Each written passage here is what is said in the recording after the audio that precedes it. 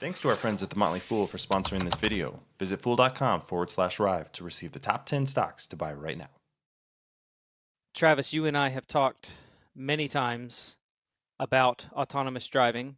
Perhaps we're seeing things a little bit differently, but I know that you do feel very passionately bullish about this industry in general, autonomous driving as a trend that is worth paying attention to for investors. And recently, Waymo, it's one of the biggest players in the space, partnering with Uber. And that's interesting. I don't know if maybe you could walk us through that development a little bit. Yeah, so if you're not familiar with kind of what's going on in autonomous driving, there's Tesla talks a lot about autonomous driving. What they're trying to build is what's called level 5 autonomous driving. That's where you can basically drive your car anywhere. And they're doing that with vision sensors, so not using as many sensors as some of these other companies. I'm going to put that to the side for now because I think there are plenty of questions about that I have. But let's focus on the two, and we can add Zoox in here as well. But the two main companies who are bringing autonomous driving to market are Cruise, which is about 80% owned by General Motors, and Waymo, which is a subsidiary of Alphabet. So one of those big other bets that Alphabet has. And what they're doing is they're building a vehicle that is specifically built not to have a driver. So they both kind of gone through this really long process. In California is where it's the most transparent. You can actually pull data on how many times the test driver has had to interact and steer the car or pump the brakes or something like that. So you can see the evolution of that over time. They publish that data. They went from, okay, you got to have a test driver to we'll allow you to not have a driver in the car at all, but you can't run commercial operations. And now we're at the point where they're starting commercial operations. Both of those companies started last year in San Francisco and then in Phoenix. Cruise announced that they're adding 2 more cities in Texas. So they'll be at 5 cities probably by the end of the summer. They're in 3 cities right now. And Waymo announced that they have this partnership with Uber that's going to be launching later this year. We got some details. We don't have a ton of details there. But what it sounds like is basically just Waymo vehicles are going to be incorporated into the Uber app.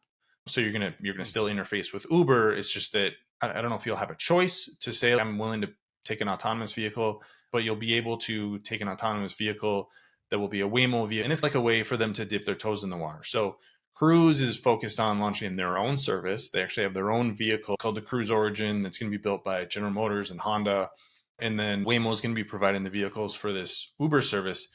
So we'll see how it goes, but it seems like both of these companies are really pushing forward. The other one to add to that is Zoox. That's a subsidiary of Amazon.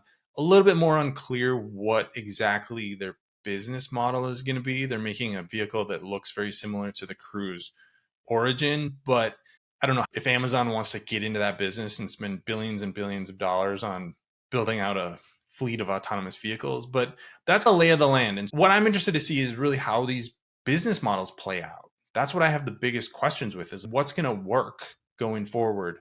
What's going to be the differentiators? How are these companies going to build scale and create a product that people keep coming back to?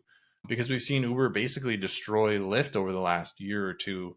Are we going to see the same dynamic with autonomous vehicles? Is one of these companies going to do better than the other? We don't know yet, but that's what I'm interested in over the next decade or so. When it comes to big trends like this, there are a couple of approaches. Some people like to invest in trends by just picking a exchange traded fund, an ETF, just a basket approach. But for those who are looking to invest in individual companies who want to pick the winner or maybe a couple of winners in a space, when it comes to autonomous driving, what is something kind of big picture that you're looking at to determine what happens here? I still think that the power is going to be in the company that can build the system that actually picks you up and has some network effects between how many users there are in the system and how many vehicles there are. That's going to be very expensive to build out. That's kind of your moat.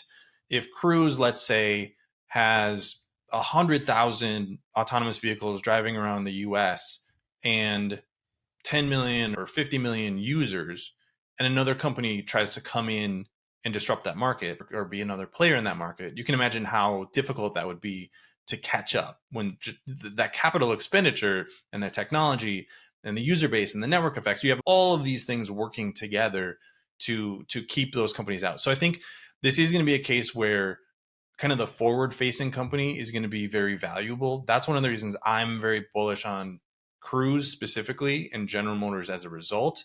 I know a lot of people don't like auto stocks, but I think Mary Barra and GM have been really smart in keeping Cruise separate. Like, it has outside investors, it has its own board of directors, it has its own CEO who is now showing up on GM conference calls.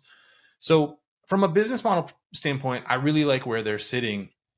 It's also very possible that Uber is able to use the network it already has and just pull in autonomous driving technology. I think there's a lot more questions with, are you going to undercut your existing drivers by saying, hey, these autonomous cars are actually cheaper, which they should be? Are those drivers going to feel pressure by the vehicle that can run 24/7 that doesn't have a driver? There's nobody paying them. There's a lot more questions from a disruption standpoint with Uber. There's obviously a lot of players too going into that, like the components, Nvidia, Mobileye. There's a ton of components that go into building out these systems. Even like the 5G networks they're going to be connected to. There's going to be a lot of tailwinds, but I think at the end of the day, the market power is going to lie with the company you're actually interacting with. And so that's why my thesis right now is that Cruise is going to be the best way to play this. But we'll see how this evolves. This is going to be, like I said, probably a decade or two that's going to take to play out. But who gets that snowball going first? That's going to be really what I'm watching. What do you think? Leave your comments in the comment section below. Don't forget to subscribe to Rive Investing. Thanks for watching, everybody. See you here next time.